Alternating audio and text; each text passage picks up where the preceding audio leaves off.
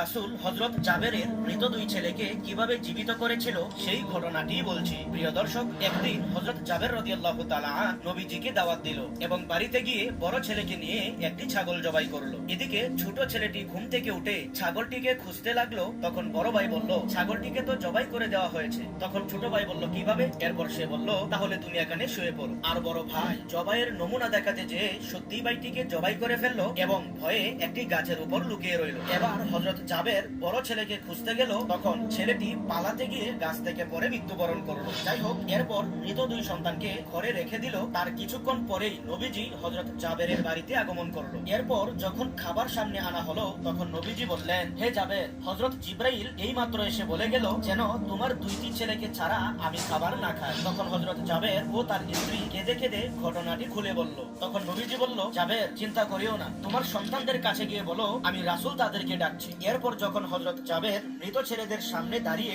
এই কথা বলল, সাথে সাথে দুইটি ছেলে আল্লাহু আকবার বলে নবীজির কাছে দৌড়ে গেল। সুবহানাল্লাহ। জাবের